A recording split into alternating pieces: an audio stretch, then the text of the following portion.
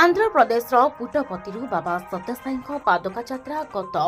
2022 मसीहा गुरुपूर्णिमा दिन बाहरी 2025 गुरुपूर्णिम यार परिक्रमा पर अगस्ट मास 17 तारिख शेष होगा धार्य थिबा बेले एपर्यंत 9270 ग्राम बुली गत 4 दिन तले पुरी जिलार असरग काकड़पुर पहुंची विभिन्न ग्राम में परिक्रमा करने पर गतकाली सन्ध्यारे कोणार्क श्री सत्यसाई सेवा समिति पक्षर यह स्वागत करा हरिबोल हुड़ाहुड़ी कंपिथिला सिमिली पंचायत नुआका और जुणई दाण्ड गाँवर प्रति परिवार निज घर दुआर मुहरे पूर्ण कुंभ सहित दीप जालिबा बेले पूजार्चना थाली धरी दर्शन करथिले बाबांको पादुका किछि भक्त रास्ता उपरे पकाइथिले नुआ वस्त्र जुणई ग्राम दाण्डरे भक्तिमय परिवेश मध्य हजार हजार महिला पुरुष कुनि कुनि छात्र छात्री बाजा कीर्तन घंट घंटा माध्यम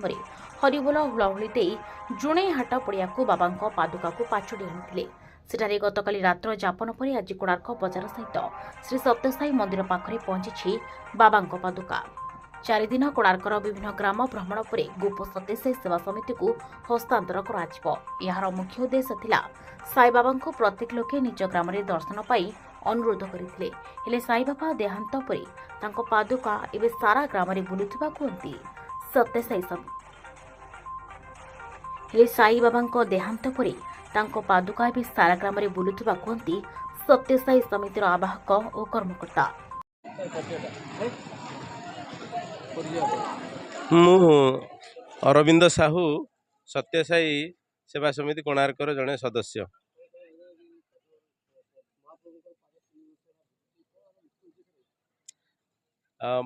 भगवान बाबांकर अवतार सारा पृथ्वी ग्रहण कर जे मनुष्य को धर्म जमती आमर विभिन्न जुगरे राम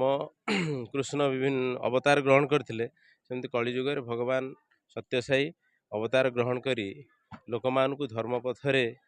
परिचालित होबा पई तांकर जो मिशन थिला से मिशन पई से कथा देथिले जे से सारा ओडिसा रे बुलिए बोली किंतु से देहत्याग कला पर सूक्ष्म भाव में वर्तमान तांको पादुका हिसाब से सारा ओडिसा रे बुलिकी भक्त मानकु सत्पथरे धर्म पथरे परिचालित होबा पई से उद्बुद्ध करूचंती। मु रोजारिन साई कोणार्क सत्यसाई संगठन यूथ कोऑर्डिनेटर आमर श्री सत्यसाई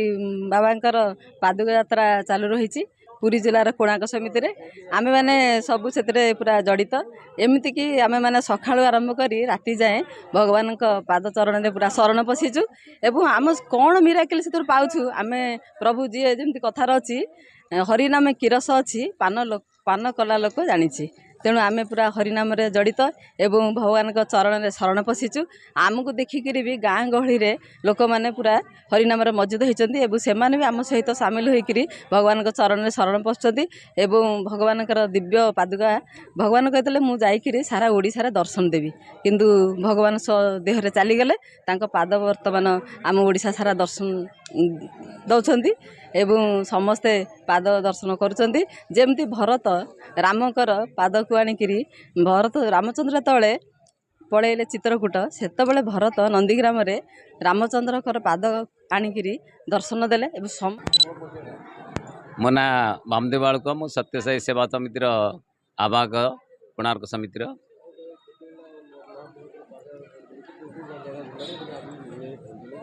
एटा प्राय 2022 मसीहा गुरु पूर्णिमा आरंभ होई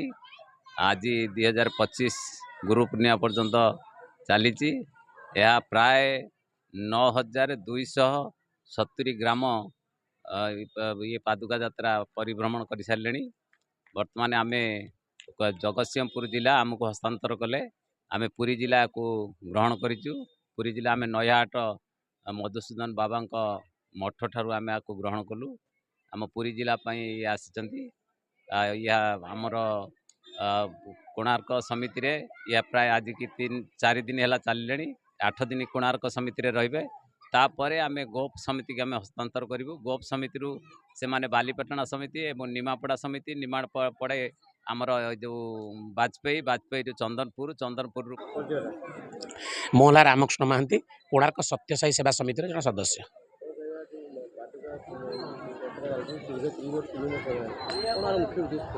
निश्चित भाव में बाबांकर भगवान श्री सत्यसाई बाबांकर जो आदर्श तार जो पादुका ताकू लक्ष लक्ष भक्त दर्शन करुँच यह 3 वर्ष है आरंभ कर पुरी जिले में यही 7 दिन है आरंभ होती जोटा कि आम गोटे संपूर्ण भाग्यवान बोली अनुभव निज करुचु भगवान पाद तेज गाँ गाँ बुलूची जो आकुल निबंधन लोक मैंने जो ग्रहण कर भगवान पूरा आम जो करुणा लोक मान पड़ूँ जोटा कि प्रकृत लक्ष्य अच्छी बाबांकर निर्देश थिला मु निश्चित गाँ गाँ बुलेबी ताको चरितार्थ करने से आज दर्शन दौरान। कोणार्कରୁ ପ୍ରକାଶ କାନ୍ତିଙ୍କ ରିପୋର୍ଟ, ଏଚ୍ଆର୍ ଟିଭି ଓଡ଼ିଆ।